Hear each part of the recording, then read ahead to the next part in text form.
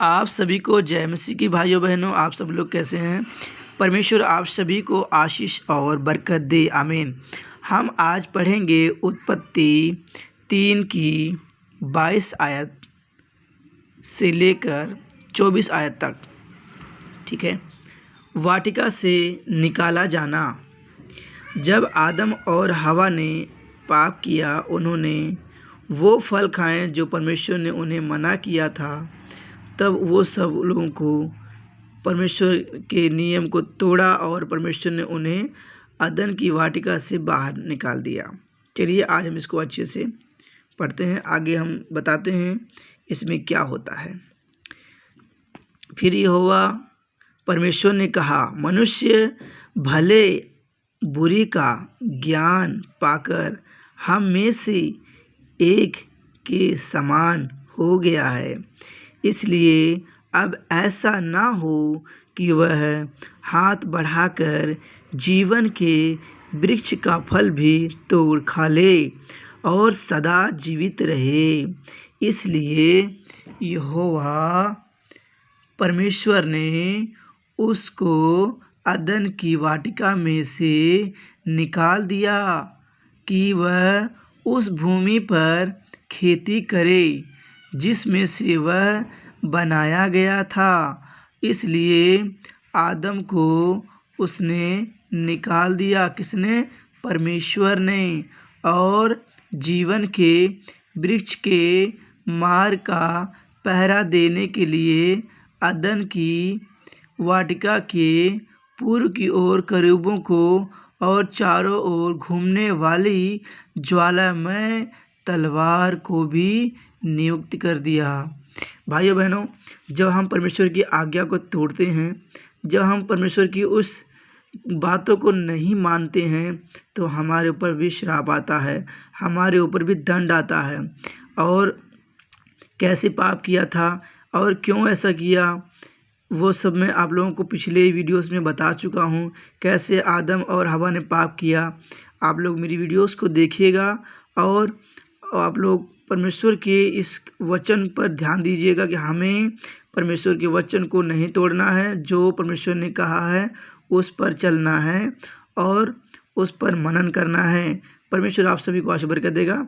इसमें इस वचन में ये कहा गया है कि हमें, अगर हम कोई भी नियम या हम स्कूल में जाते हैं या हम अपने माता पिता का या किसी का हम बड़ों का बात नहीं मानते हैं, तो वो हमारे पर क्रोधित होते हैं और हमें वो वहाँ से दूर कर देते हैं, ताकि हम लोग उनकी बातों को अच्छे से मान सकें, चल सकें।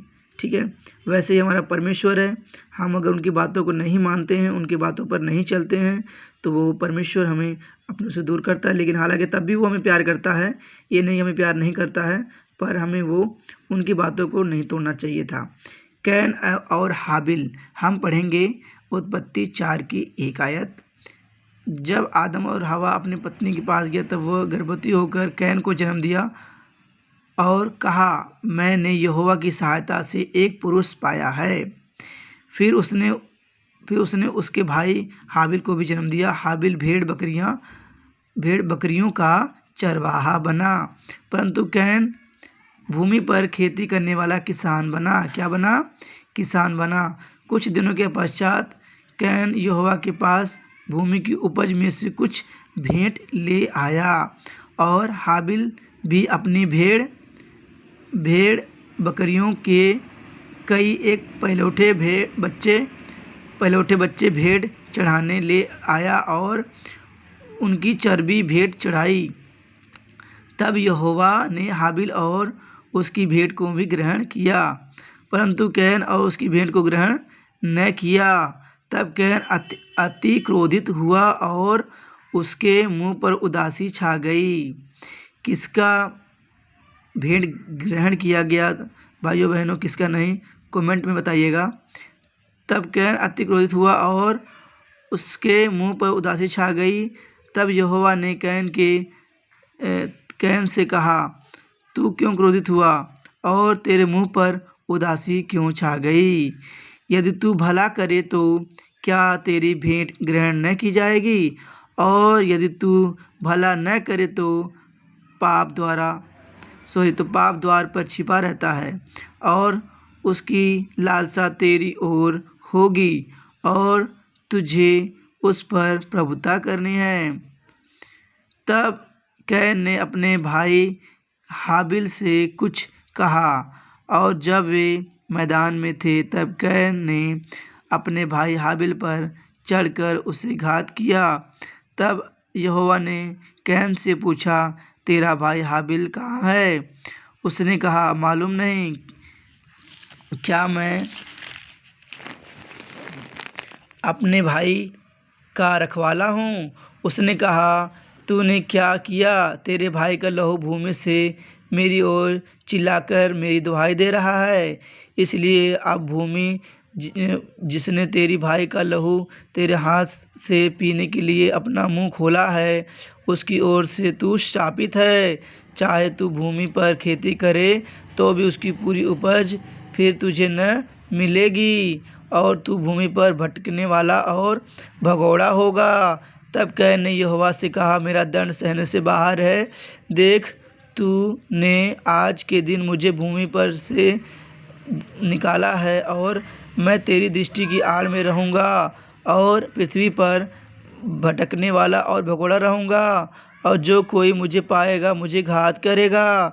इस कारण यहोवा ने उससे कहा, जो कोई कैन को घात करेगा उससे 7 गुणा बदला लिया जाएगा। और यहोवा ने कैन के लिए एक चिन्ह ठहराया, ऐसा न हो कि कोई उसे पाकर मार डाले। परमेश्वर के ये वचन पढ़े और सुने जाने पर सभी को आशीष बरकत मिले। आप लोग कमेंट में बताइएगा कि परमेश्वर ने किसकी भेंट को स्वीकार किया और किसकी भेंट को स्वीकार नहीं किया। आप सभी को जय मसीह की। परमेश्वर की इस वचन को पढ़े और सुने जाने पर आप सभी को बहुत बहुत बहुत आशीष बरकत मिले और परमेश्वर सभी को खुश रखे और आप सब लोग परमेश्वर के वचन को सच्चाई से मानना और उस पर चलना। परमेश्वर आप सभी को आशीष और बरकत दे। आप सभी को भाइयों बहनों को जय मसीह की और मिलते हैं अगली वीडियो में। तब तक के लिए सभी को जय मसीह की। Bye bye. अपना ख्याल रखना और खुश रहना। आमीन।